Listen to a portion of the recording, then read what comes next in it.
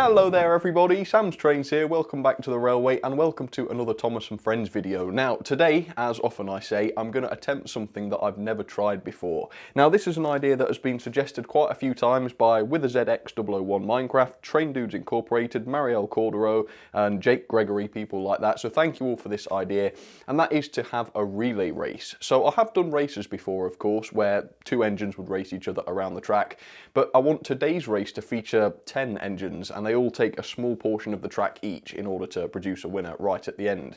So that has caused a real challenge. How on earth am I going to do that? So basically what needs to happen is two engines need to interact with each other basically. So we've got engine 1 going along like this and it needs to meet engine 2 that is stationary, right?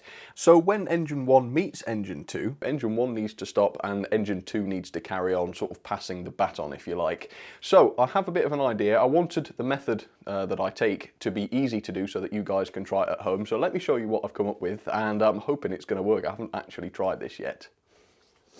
Okay, so before we try this out then, I have set up a small test scenario just to see if this concept works. So what we've got here is hopefully Gordon is going to be coming along here, Duck is going to be stationary just here, and Gordon is going to stop and Duck is going to start. So how is that going to work? Well, we have Duck here who's sitting on a piece of paper, and what is going to happen, hopefully, is Gordon will come along and give Duck a good ram up the backside, if you'll pardon the expression, and hopefully that will knock Duck off the piece of paper and down onto the track, and at the same time Gordon should come off the track and onto the piece of paper and stop himself.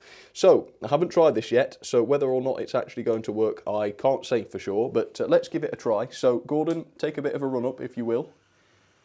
Fingers crossed, and let's see if this works, shall we? Yes, it did. Very cool. So, that's the idea. Now what I'm going to do is I'm going to show you how to make these pieces of paper and things because the length of the paper does matter. So let me show you that. Okay, so here's how it's done. So we've already had Gordon pass the baton on to Duck here. So I think the next step is we're going to have Duck pass the baton on to Rosie here. So what you need to do to start with is you get a strip of paper. Now the strip of paper needs to be wider than 00 gauge track. So this piece here is 4 centimeters wide, as you can see. And right now it doesn't matter how long it is. So what we do is we put Rosie on the front of the track here, sorry, on the front of the piece of paper even, hopefully you can see this, and you need to line her up so that her front pickup wheel, it doesn't matter about other wheels, but wheels that actually pick up, all of Rosie's wheels pick up, so that's absolutely fine, needs to line up with the front of the piece of paper. Then we take Duck and put him just behind Rosie there, get them to couple, I guess. And then what you need to do is you take your pen or pencil and make a tiny little mark. I'll have to get off my chair for this. You want to make a tiny little mark just behind Duck's back driving wheel, so, or just in front of it rather. So let's do one there and one there, like that. Then we can take the engines off the track and you get your pair of scissors and you make a bit of a snip. So that piece of paper is now exactly the right length we need. Now with the rest of the pieces of paper, you can cut that in half. You just need a little piece and fold that in half. And what we're going to do with that is we're going to stand that somewhere between the two engines to stop the couplings engaging, because of course if they couple together it's not going to work. So let's get this down onto the track then and see whether this works. Okay, so the setup should be really nice and simple. So the first thing we do is you just take the piece of paper and lay it quite straight on the track if you can, and then you take the engine that you're going to put on the front and you pop that onto the piece of paper and try and sort of push it onto the track. So that's what you do. You hold the piece of paper steady and you run the engine forwards and backwards like this, just to get it used to running along that piece of paper. And as you can see, that sort of makes a little bit of a track on the piece of paper.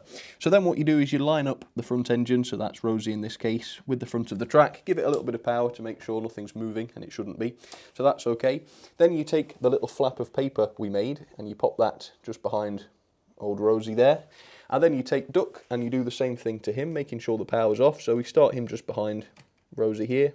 If I can get him on, there we go. Running forwards a little bit, you can see his coupling is getting in the way there, which might be a problem. Seems all right now though. So there you go, he's running onto that quite nicely. So what should happen now is exactly the same thing that happened with Gordon and Duck. Let's try. There we go, that worked. So what I'm going to do now is I'm going to set up a great race.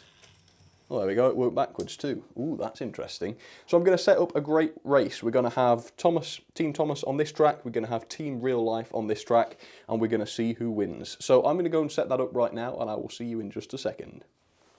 Okay, so I think the race is all set. So here we go then, I'm going to show you who's going to be racing. So first of all, we have Gordon against the Flying Scotsman, and you'll notice there that Flying Scotsman, it starts a little bit further back, and that's because they're on the inside line, and so Team Real Life has got not quite so far to go, so they have to go a little bit further just to counterbalance that. Then, of course, you've already seen Duck versus the Pannier Tank. You haven't seen the Pannier Tank, though, so there's that.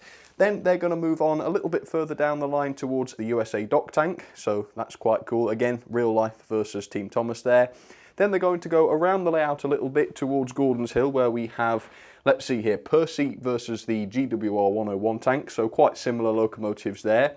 A bit further along from there, we have Edward versus the Midland Compound. I did want to use the D49, but that's got a traction tyre, which messed me up a little bit, so I decided I would go for a different 440, but hopefully that'll be okay. Then, underneath the bookcase, we come around to the 14XXs. We have Oliver there versus the 14XX, and then a little bit further around, to finish the race, we have Thomas and the E2 there, and they're going to be the final engines to race. And then those two engines are going to come racing around this final curve to where Bullman will be waiting, and Bullman is going to be the finish line. So if Thomas gets to Bullman first, then Team Thomas wins.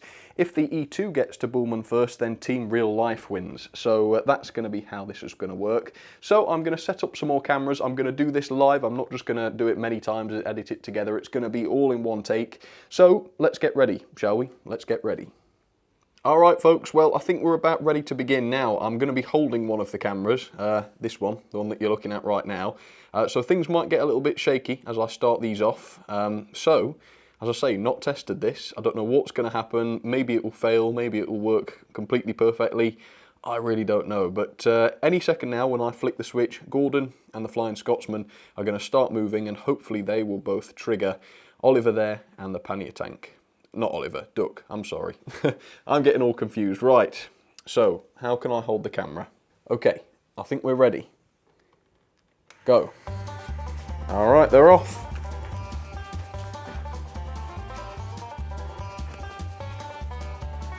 So it looks like Rosie's in the lead. The USA Dock Tank is being a little bit slow. Let's see if this one works. There we go, Percy's off. Come on, Dock Tank. Team Real Life is definitely a bit behind right now. Oh man, what's happened? Let's give it a push. Things went wrong there. Never mind.